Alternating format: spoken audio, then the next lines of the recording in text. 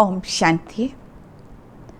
एक बहुत important subject वर्तमान समय की जो आवश्यकता है,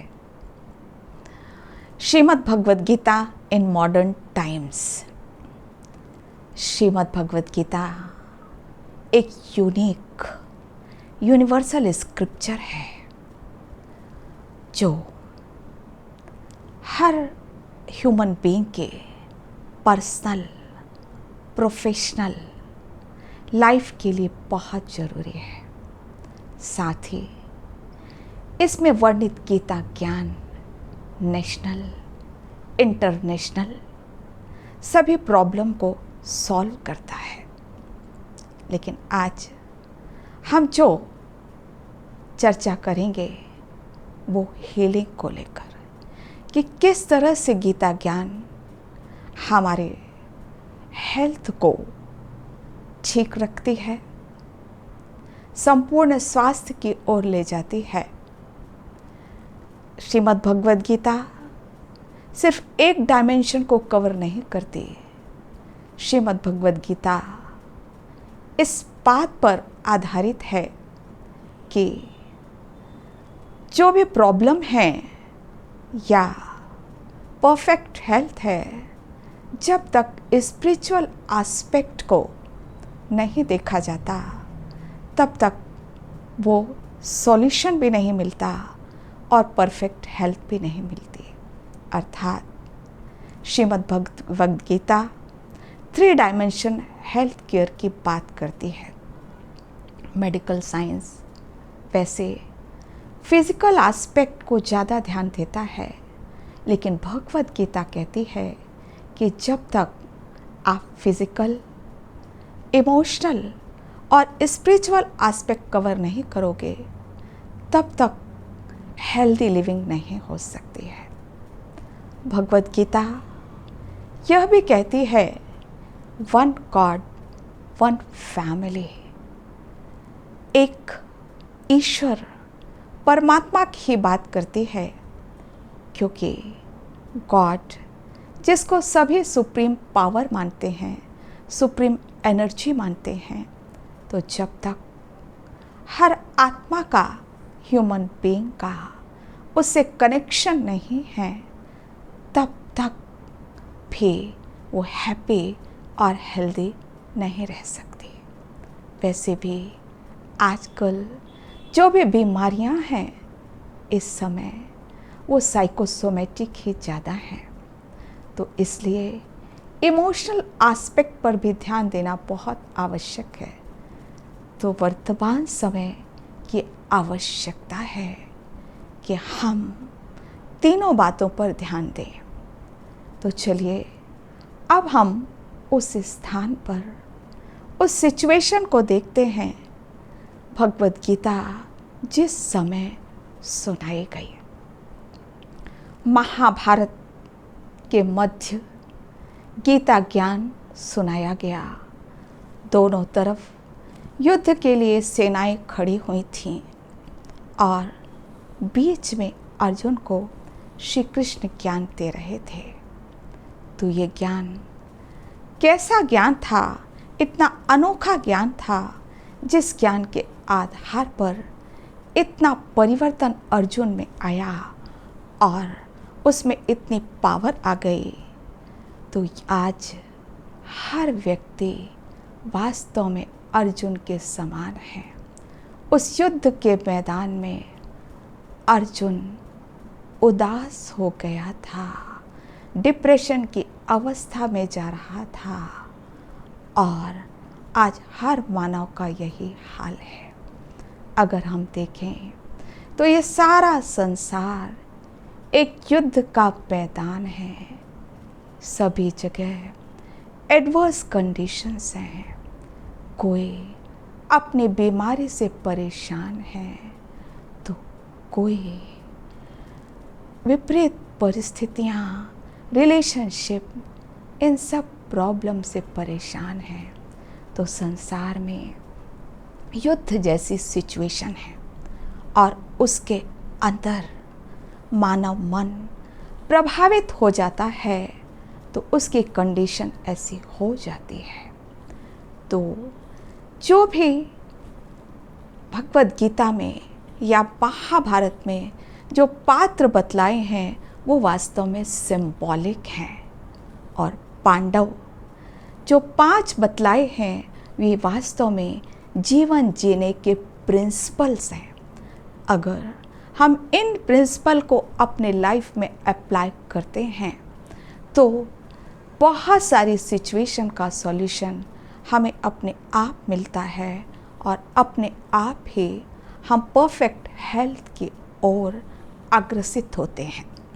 तो चलिए हम इन पात्रों के बारे में थोड़ा सा देखते हैं। अर्जुन अर्थात ज्ञान अर्जन करने वाला। तो आज आवश्यकता है उस ज्ञान की जिसे स्पिरिचुअल नॉलेज कहा जाता है। इस स्पिरिचुअल नॉलेज के आधार पर स्पिरिचुअल क्वोशंट पड़ता है। आईक्यू के लिए हम इस दुनिया की नॉलेज, साइंटिफिक नॉलेज पढ़ते हैं, वह भी बहुत आवश्यक है, लेकिन जैसे जैसे ये मटेरियलिस्टिक नॉलेज बढ़ता गया, स्पिरिचुअल नॉलेज कम होता गया और व्यक्ति के अंदर इमोशनल इंस्टेबिलिटी आती गई। जब एसक्यू अच्छा होता है तो अपने इमोशंस पे भी व्यक्ति कंट्रोल कर सकता है, अर्थात उसका ईक्यू भी अच्छा होता है। तो स्पिरिचुअल नॉलेज वास्तव में गीता क्या सिखाती है? आत्मज्ञान। तो अर्जुन आत्मा का ही नाम है। गीता आत्मा और परमात्मा के बीच में संवाद है। तो जब इस नॉलेज को हम ग्रहण करते हैं, अर्थात हम ही अर्जुन हैं, तब हमारी विल पावर बढ़ जाती है, जो बहुत आवश्यक है किसी भी सिचुएशन को डील करने के लिए और किसी भी बीमारी को भी ठीक करने के लिए। लास्ट ईयर स्टडी हुई है जिसमें जर्नल ऑफ एंडोक्राइनोलॉजी, उसमें डायबिटीज़ के ऊपर दिया गया है कि जब व्यक्ति को डायबिटीज़ होता है तो उस समय भी गीता ज्ञान अगर वो अप्लाई करता है तो उसको बहुत फ़ायदा होता है, क्योंकि ये सब लाइफस्टाइल डिजीज़ेस होते हैं। तो डायबिटीज़ को कंट्रोल करने के लिए डाइट, एक्सरसाइज और इंसुलिन या ओरल एंटी डायबिटिक लेना पड़ता है, लेकिन व्यक्ति तभी यह कर सकता है जब उसका विल पावर हाई है और एक्सेप्टेंस है कि हाँ मैं ये कर सकता हूँ। क्योंकि लोगों को संयम नहीं है तो वह न चाहते हुए भी अपने डाइट पर कंट्रोल नहीं कर पाते हैं। तो ये भी एक जीवन जीने की कला जो भगवद गीता सिखलाती है और इस स्पिरिचुअल नॉलेज से हमको मिलता है। तीसरा, डिसिप्लिन लाइफ, जिसको कि नकुल कहा गया। विल पावर अर्थात भीम और नकुल अर्थात डिसिप्लिन लाइफ। अगर हम बायोलॉजिकल क्लॉक के अनुसार चलते हैं, डिसिप्लिन लाइफ जीते हैं, तो हम हेल्दी रह सकते हैं, हैप्पी रह सकते हैं। तो हम इसकी भी चर्चा करेंगे कि किस तरह से डिसिप्लिन लाइफ के लिए भगवद गीता ने कहा है। चौथी बात जो चौथा भाई के रूप में बतलाया है वो है सहदेव। सहदेव अर्थात मैं अर्जुन आत्मा, मेरा सबसे बड़ा जो फ्रेंड है वो मेरे सेंस ऑर्गन्स हैं। तो अगर मैं अपने सेंसेस पर कंट्रोल करती हूँ, अर्थात कि मैं क्या देखती हूँ, मैं क्या सुनती हूँ, मैं क्या खाती हूँ, ये इमोशनल डाइट जो मैं इनके थ्रू लेती हूँ उसका असर भी मुझ आत्मा पर पड़ता है। अर्थात मुझे इन सेंस ऑर्गन्स पर भी कंट्रोल बहुत आवश्यक है, जो भगवद गीता का एक मुख्य लेसन है। और पांचवें ब्रदर के रूप में बतलाया है युधिष्ठिर। इस संसार रूपी युद्ध के मैदान में विपरीत परिस्थितियों में जो अपने मन को स्थिर रख सकता है वही युधिष्ठिर है, अर्थात रिलैक्स्ड माइंड जिसके पॉजिटिव वाइब्रेशन होते हैं, पॉजिटिव थॉट्स होते हैं, पॉजिटिव न्यूरोट्रांसमीटर्स होते हैं, तो वो स्वस्थ भी रह सकता है और उसका डिसीज़न भी सही रह सकता है, बाहर की सिचुएशन को भी कंट्रोल कर सकता है। तो बाहर के सिचुएशन को कंट्रोल करने की आवश्यकता नहीं है, आवश्यकता है अपने मन को स्थिर रखने की। तो ये 5 प्रिंसिपल जो गीता हमें सिखाती है। अब हम यह देखें कि अर्जुन को किस तरह से भगवत गीता में भगवान ने ये ज्ञान दिया और उसको अपनी डिप्रेशन की स्टेज से बाहर किया। तो जब अर्जुन विषाद की ओर जा रहा था, क्योंकि गीता में जो 18 चैप्टर हैं सबके नीचे योग शास्त्र लिखा है, अर्थात योग इस गीता शास्त्र का मुख्य भाग है, जिसको कि मन मनाभव कहा गया। तो अर्जुन सरेंडर हो जाता है उस भगवान की ओर, परमात्मा की ओर, और अपनी सिचुएशन को बतलाता है। तो जब भी हमें स्ट्रेस है, एंग्जाइटी है, तो हम उसको सप्रेस ना करें। अर्जुन ने जिस तरह से अपनी फीलिंग डिस्क्राइब की वो बहुत आवश्यक है काउंसलर को बताना। तो यहाँ पर अर्जुन बहुत भाग्यशाली था, क्योंकि गीता में जो बेस्ट काउंसलर भगवान को बतलाया हुआ है, भगवान से कनेक्शन बतलाया हुआ है, वन गॉड वन फैमिली, अर्थात कि अर्जुन अपनी अवस्था को कहता है कि भगवान मैं तो अब बहुत परेशान हो गया हूँ, मेरे अंदर बहुत पैल्पिटेशन, घबराहट हो रही है, मेरे हाथ कांप रहे हैं, ड्राइनेस ऑफ माउथ हो रही है, मेरे पैर बहुत लड़खड़ा रहे हैं और अब मैं खड़े होने योग्य नहीं हूँ, मुझे बहुत वीकनेस लग रही है। तो जब बहुत एंग्जाइटी हो जाती है और व्यक्ति बहुत लो फील करता है, तो इस तरह की कंडीशन आ जाती है। तो उसने जब अपने बात को भगवान के सामने रखा, तब भगवान ने उसको गीता ज्ञान देना 2nd चैप्टर से प्रारंभ किया। तो हमें भी अपनी बात को रखना है ऐसी जगह, परमात्मा के पास रखें, क्योंकि यही योग है। तो भगवान ने उसमें क्या शिक्षा दिया? अर्जुन, तुम्हारे स्ट्रेस, एंग्जाइटी का सबसे बड़ा कारण है कि तुम अपने आप को देह समझते हो। ये देह एक वस्त्र के समान है। वासासि जीर्णानि यथा विहाय नवानि गृह्णाति नरो पराणि तथा शरीराणि विहाय जीर्णानि अन्यानि संयाति नवानि देहि। अर्थात तुम आत्मा हो, ये देह रूपी वस्त्र में तुम यह अपना पात्र निभा रहे हो, और बॉडी कॉन्शियसनेस के कारण तुमको ये सारी एंग्जाइटी हो रही है। कहने का अर्थ, misidentification of the self is the root cause of stress. तो अर्जुन, जब मैं अपने आप को इस शरीर से अलग समझती हूँ, तो अपने आप ही उस स्वधर्म में टिक जाती हूँ, क्योंकि भगवान ने आगे यही कहा कि अर्जुन तू स्वधर्म में रहकर युद्ध कर, अर्थात इस संसार रूपी युद्ध क्षेत्र में तू कर्म कर स्वधर्म में रहकर।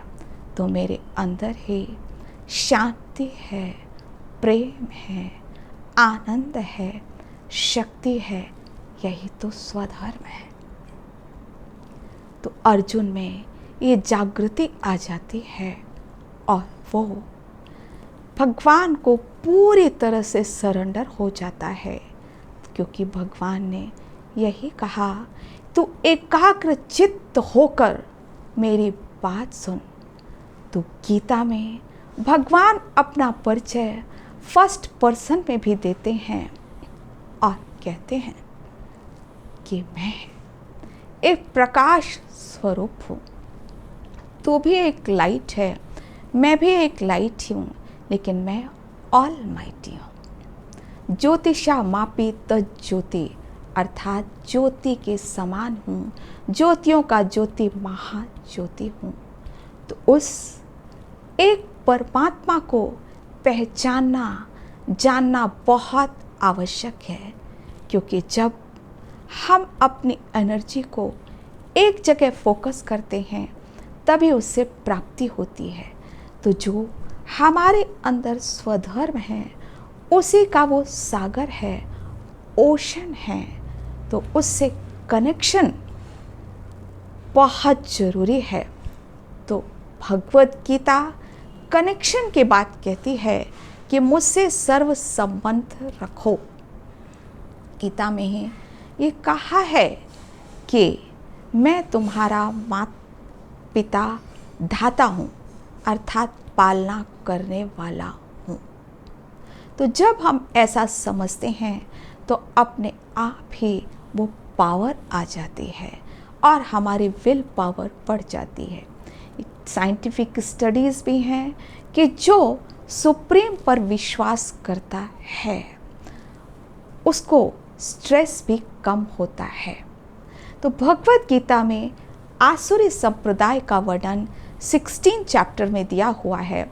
आसुरी संप्रदाय अर्थात कौरव संप्रदाय, जिनकी बुद्धि तामसिक है, जो इस परमात्मा पर विश्वास नहीं करते, इगोइस्टिक होते हैं और वो कहते हैं कि संसार सिर्फ मेल और फीमेल के संयोग से ही बना हुआ है। तो ऐसे लोग ज़्यादा स्ट्रेस में रहते हैं और इस गीता ज्ञान को सुनने के योग्य भी नहीं होते हैं, क्योंकि उनकी थर्ड आई खुलती भी नहीं है। तो पांडव बुद्धि अर्थात प्योर बुद्धि, जो कि इस ज्ञान को सुन पा रहा है, समझ पा रहा है, तो सुनते सुनते इस ज्ञान को हम आत्मसात भी करते जाएं। अब आगे और भगवत गीता में जो मुख्य बात कही हुई है वह है कर्म योग की, कि कर्म करते हुए आप उसके फल की इच्छा मत करो, क्योंकि फल की इच्छा करने से ही उससे अटैच हो जाते हो और अटैच होने के कारण आपको स्ट्रेस होता है। योगस्थ कुरु कर्माणि, अर्थात योग में रहकर कर्म करो, लेकिन समत्व में योग उच्यते, अर्थात जो भी रिजल्ट मिले उसमें समत्व भाव रखो, तभी आप रिलैक्स हो सकते हो। क्योंकि हम कर्म तो सब करते हैं, लेकिन कभी कभी फल हमारी सोच के अनुसार नहीं निकलता, क्योंकि पास्ट के कर्मों का भी प्रभाव पड़ता है। क्योंकि भगवद गीता के अनुसार आत्मा अजर है, अमर है, अविनाशी है, या एक ऊर्जा है। तो energy can not be created, can not be destroyed, अर्थात हमने अनेक जन्म लिए हैं, तो कई पास्ट की जो नेगेटिव एनर्जी है वो कभी कभी इस रूप में आती है जो प्रेजेंट हमारे हाथ में है। अर्जुन फ्यूचर को सोच करके भी बहुत स्ट्रेस कर रहा था, घबरा रहा था। तो आज का मनुष्य भी ऐसा ही है, या तो पास्ट में रहता है या तो फ्यूचर में रहता है। लेकिन भगवत गीता यह सिखलाती है कि कर्म आपके हाथ में है, प्रेजेंट आपके हाथ में है, तो उसको फोकस करो। अगर अभी पॉजिटिव एनर्जी है तो अवश्य ही ये आपके जो अच्छे कर्म हैं वो उस धीरे धीरे उस पास्ट के जो विकर्म हैं उनको ये न्यूट्रलाइज कर देगा और फ्यूचर अच्छा होगा ही। तो कर्म योग हमें करना बहुत आवश्यक है। फिर चौथी बात भगवत गीता जो हमें सिखलाती है कि आप किसी से जेलसी, एंगर, इन सब से दूर रहो, क्योंकि ये बातें सबसे ज़्यादा मन को डिस्टर्ब करती हैं। नेगेटिव हार्मोन रिलीज़ होते हैं, मन में नेगेटिव थॉट्स आते हैं और बीमारी का भी एक बहुत बड़ा कारण यही है। बहुत सारे जो कैंसर्स हैं उनमें स्टडी की गई कि 1 या 2 वर्ष पहले ऐसे ही व्यक्ति डिप्रेशन में था और नेगेटिव था, या तो किसी से जेलसी थी या उसको ऐसा कोई शॉक हुआ था और उसके कारण आज उसके बॉडी में इफ़ेक्ट हुआ है। जैसे कि पहले ही हमने देखा कि most of the disease are psychosomatic.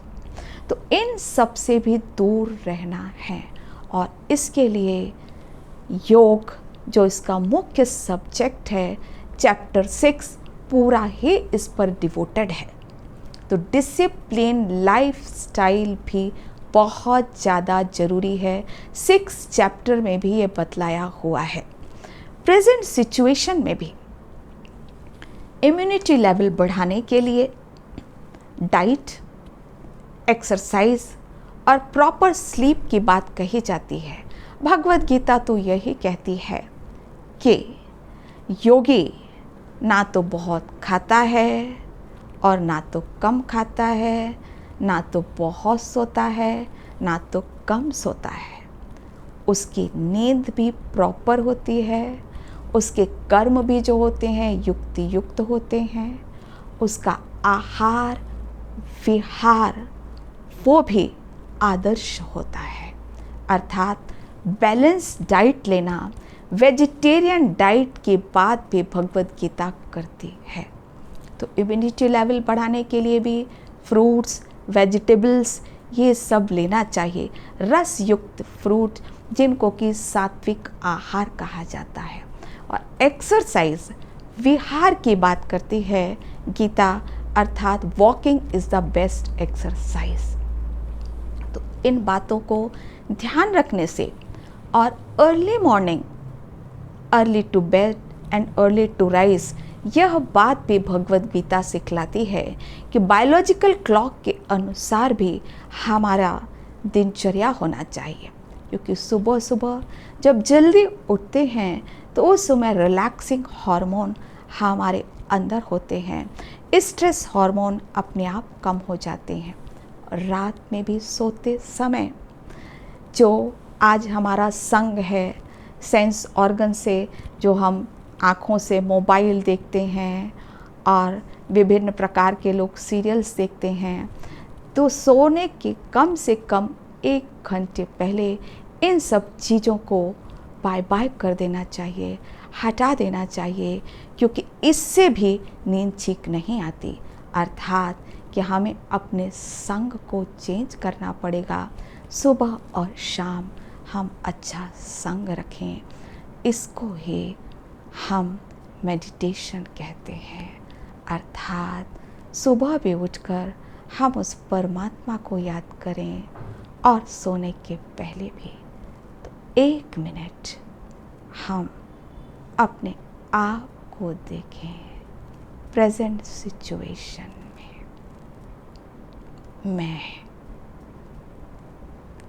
Arjun आत्मा इस शरीर रूपी रथ में दोनों प्रकृति के मध्य हूँ। मैं रथी हूँ। इस देह रूपी वस्त्र में मैं अर्जुन अपना पार्ट प्ले कर रहे हैं। मेरा स्वधर्म शांत, प्रेम। मैं साक्षी होकर इस संसार रूपी कुरुक्षेत्र को देख पा रही हूँ।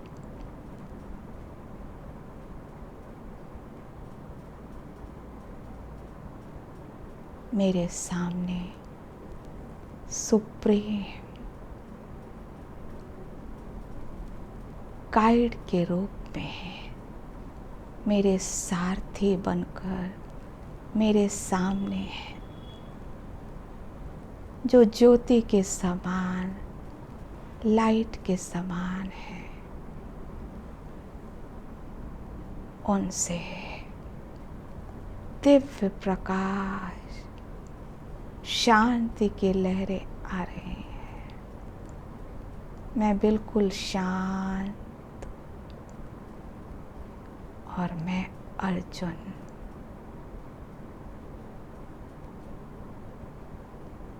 पॉजिटिव हेल्थ की ओर अग्रसर हो रही हूँ। मेरा मन और तन बिल्कुल स्वस्थ हो रहा है। अच्छा, ओम शांति।